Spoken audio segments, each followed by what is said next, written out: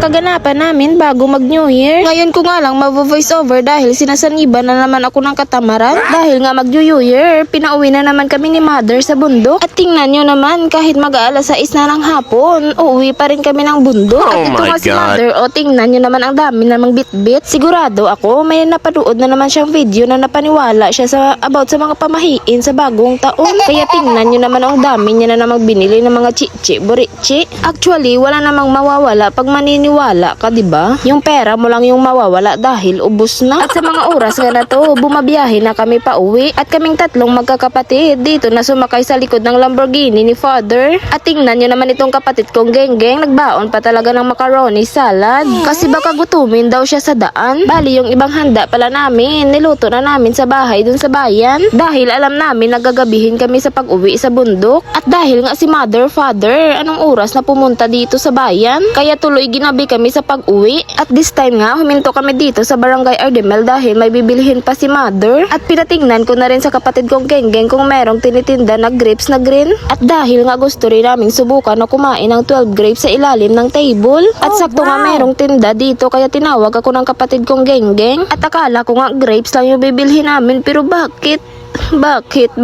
Pati paputok. At ito nga yung nabili namin na grapes sa halagang 200. Grabe, hindi na talaga mabangbang yung mga presyo ngayon ng mga prutas. At saka bumili na nga rin ako ng pipino dahil gagawa ako ng sausawan para sa Shanghai.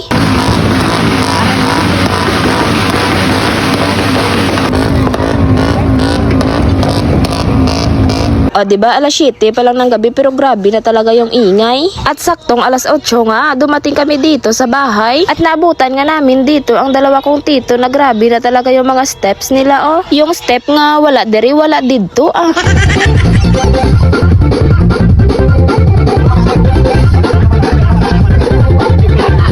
At pagkababa nga namin sa Lamborghini ni Father, wala nang pahinga serye. Sinabihan agad kami ni Mother na ayusin na yung dapat ayusin. At pinalipat niya nga sa amin yung table dito sa kabilang side. At habang nag-aayos nga kami dito sa aming setup, si Mother naman nagluluto ng aming ulam. At si Duna, senyorita nyo naman, siya naman yung nakatoka sa prosperity bowl namin. Bali, ang bawat isa nga sa amin ay may kanya-kanyang gawain.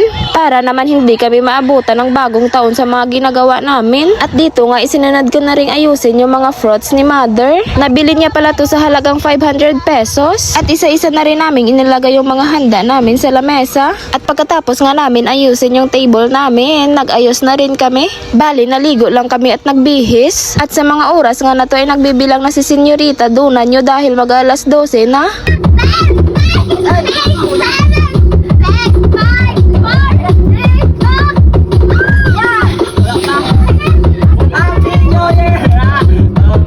O diba, kanya-kanya rin kaming hanap ng aming pwesto dahil nga susubukan rin namin kumain ng 12 grapes.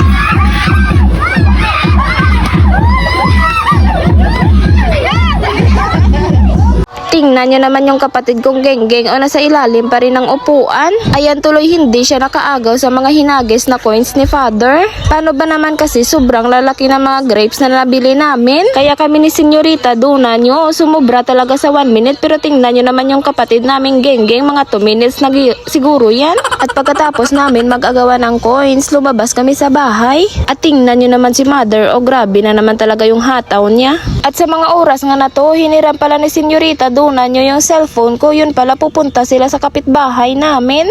Grabe talaga tong pamilya ko, nambubulabog na naman sila sa kapitbahay namin. At tingnan nyo naman yung taklong nyo, oh hindi talaga natiis yung pagkapatay gutom niya. Kumuha pa talaga. At inaya nga ni Mother yung neighborhood namin na pumunta dito sa bahay.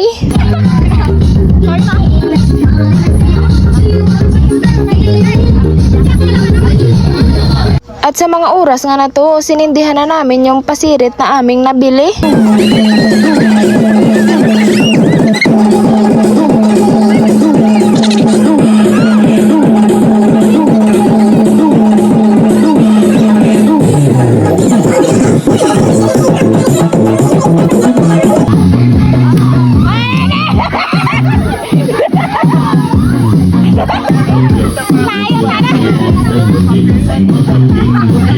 At sa mga oras nga na to, nagpagaw-agaw na rin si mother ng mga coins at candy. At kinabukasan nga, lumarga na naman yung buong angka namin. Kahit umuulan at mahirap yung daan, lumarga pa rin talaga kami. Oh. Dapat, dapat.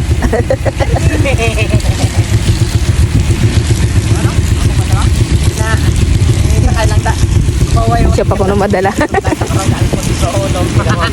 Kita mo po ni Papa mo tuklit-tuklit mo mamotor ka pagad nga pa uway kaya ni nagitiburo matapatak yung bayo ya baka ka na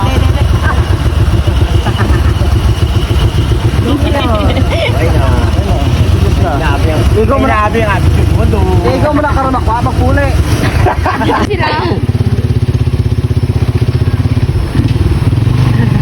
wag kita karon di bakal Jen.